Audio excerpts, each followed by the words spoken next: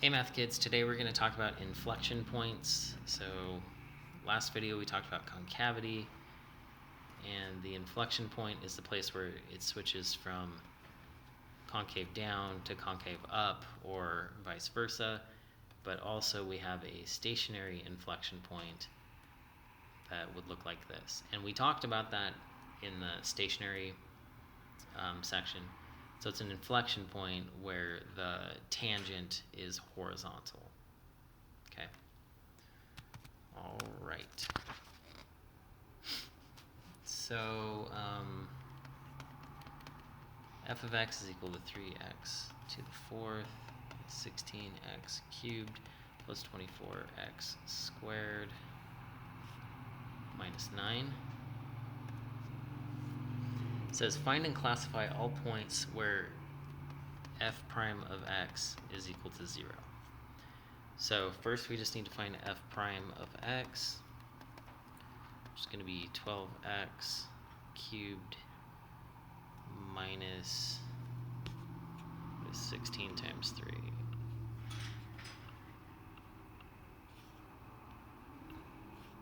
$48.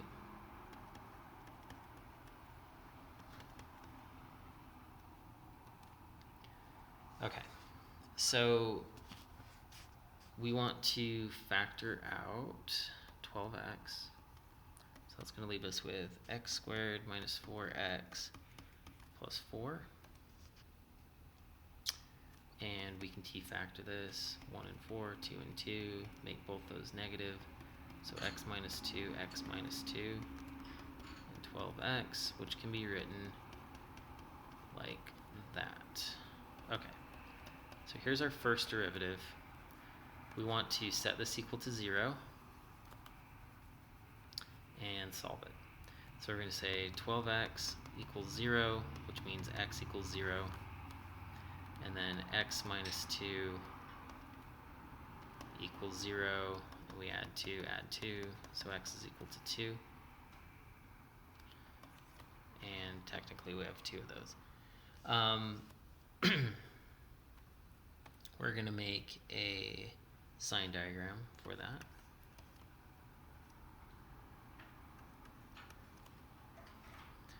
-1, 1, 3. I'm going to look over here. If I plug in a negative here, it's negative. This is always going to be positive because it's being squared. So we can actually ignore it when we're doing this. And so it's just going to be negative, positive, positive when we do this. Okay, so this one is to find and classify all points. So we need to find the y values that correspond to these. But if we go down and then up, it's going to be a min. And then if we go up, level out, and keep going up, it's going to be a inflection, stationary inflection. So we know that 0, something is going to be a local min. And we know that 2, something is going to be a stationary inflection point. And so we just need to find those values. So we plug those into the original, 0, 0, 0, negative 9. And then plugging in 2, it's going to be a little more complicated. I'm just going to go to a calculator for that. So 3, 2 raised to the 4th, minus 16, 2 raised to the 3rd, 24, 2 squared, minus 9, and we end up with 7 right there. Okay, so part A, that's what they asked for. We're done with that. Now it says find and classify all points of inflection. And so to do that, we need to find the second derivative. So what I'm going to do is I'm going to take it from this point and find second derivative. I'm not sure if we'll need this later, so maybe I won't get rid of it. Okay. So finding the second derivative is going to be 36x squared minus 96x plus 48. Oops. There we go. Okay, we can factor out a 12. And if we do that, we get 3x squared minus 8x plus 4. We can box method this, so we get 12, 1, so 3 times 4.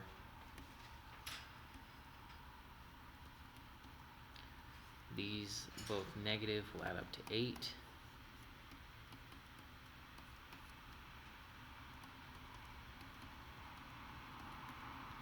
Factor out an x, factor out a 2. Since we have a diagonal of negatives, that will be a negative. 3x, 2, that will be a negative because of the diagonal. And so when we rewrite this, our second derivative is equal to 12 times x minus 2, 3x minus 2. Okay, if we set x minus 2 equal to 0, because we're finding inflection points, so second derivative equals 0, 3x minus 2 equals 0, that means x equals 2, and x equals 2 thirds, if we go through that algebra. Okay, now we're going to make a sign diagram. 2 thirds, 2, so 0, 1, 3. We're going to look here. This doesn't really matter because it's positive, right? Always positive. So plug in a 0 here, negative. Plug in a 0 here, negative. Those together make a positive. Plug in a 1 here, still negative. Plug in a 1 here, positive. Those together make a negative. Plug in a 3 here, positive. 3 here, positive. Positive and positive make a positive. Okay? So we know that we have 2 inflection points. We have one at 2 thirds, comma, something. We have one at 2, comma, something. Now, we've already plugged in 2 to the original, and we got 7. And since we have a point that is both a stationary point and an inflection point, we already knew that that was a stationary inflection. Now, we need to come back up to the original and plug in 2 thirds to find the y value. So 3 times 2 thirds to the 4th minus 16 times 2 thirds to the 3rd plus 24 times 2 thirds squared minus 9.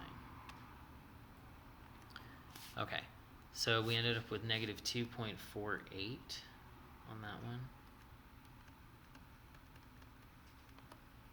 And this is just a non-stationary inflection. Okay. All right, part C. Find intervals where the function is increasing or decreasing. So if we look at our first derivative sign diagram, that's going to help us. So since it's positive, positive, we're increasing past 0. So x is greater than or equal to 0, we're increasing. And then x less than or equal to 0, we're decreasing. So once again, I just used the sign diagram right there. And then part D, find intervals where the function is concave up or down. So that we go to our second derivative. And so this is going to be up, down, up. So up is going to correspond to x being less than or equal to 2 thirds and x being greater than or equal to 2.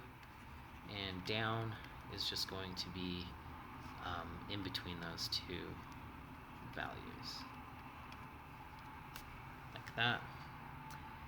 And then it wants us to sketch the function showing all the features we have found. So we found that there is a local minimum at 0, -9. So there's our local minimum.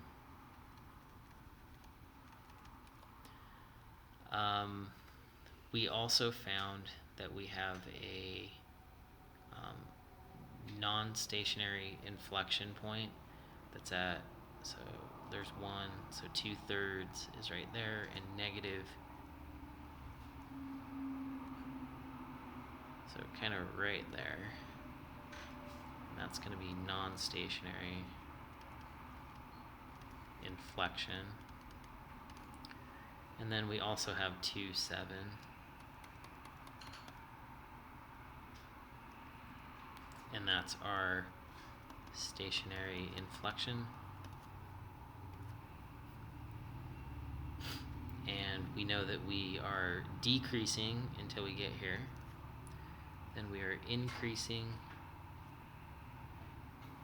And so all of that is concave down up to that point, or concave up, sorry. And then we switch to concave down. And so it's going to kind of flip. This is really bad drawing, but so it's kind of like a smiley face and then kind of flips to a frowny face. And then it's like going up, levels out, so it changes concavity, so it's like frowny face, smiley face, but it just kind of levels out and goes right there. Definitely look in your book if you want to see a better drawing of that graph. Let's try one more.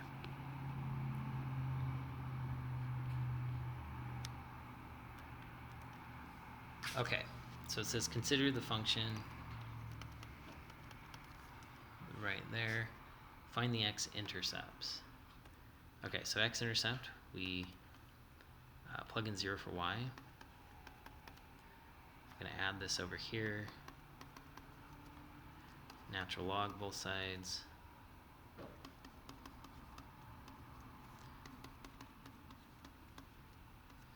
Alright, so x equals negative natural log of 2. Okay, that's an X-intercept.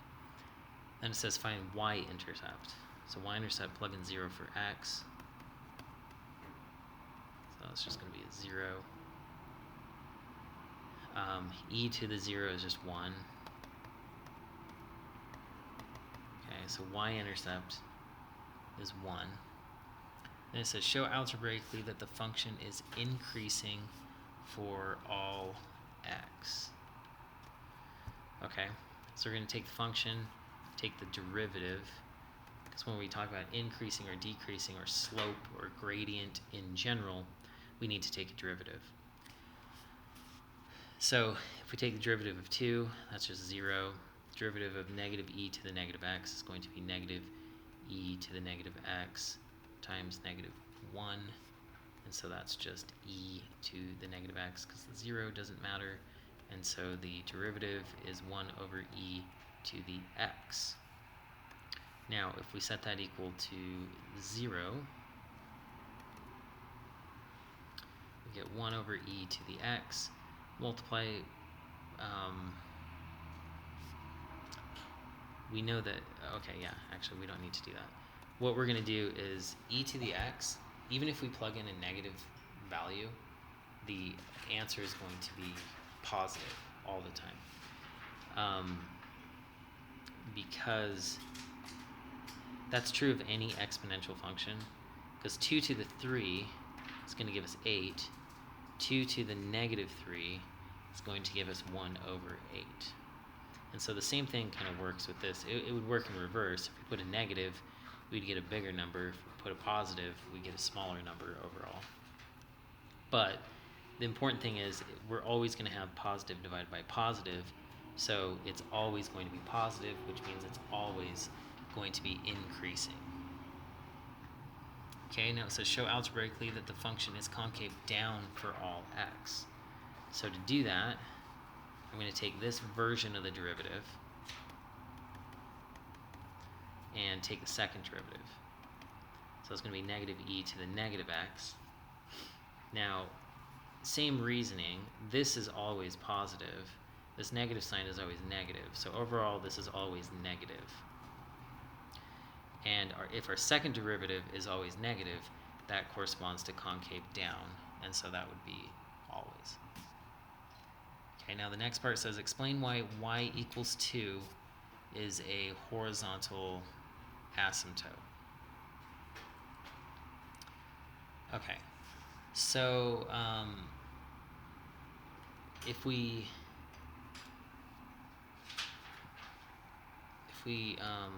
as x approaches infinity, e to the x approaches 0. So or e to the negative x approaches 0. So 1 over e to the x. So as this number gets bigger and bigger and bigger and bigger, we're going to get a giant number, so large number on the bottom. And if that's super, super big and eventually infinite, that means this value is getting closer and closer to 0. And then if we did reach infinity, it would become 0, right? So that's kind of the justification for that. And so if we look at that in this, as x gets really large, this goes away because that's 0. And so y is just going to be left at 2. And so that's going to be the horizontal asymptote, is at y equals 2. Okay, and the last thing, sketch this, showing the features you have found. Okay. So we know that there's a horizontal asymptote at y equals 2. We know that it is always increasing, and we know that it will, eventually get to that point. But we have a y-intercept of 1. We have an x-intercept of negative natural log 2. And since it's always increasing and approaches that and is concave down, the function must look something like that.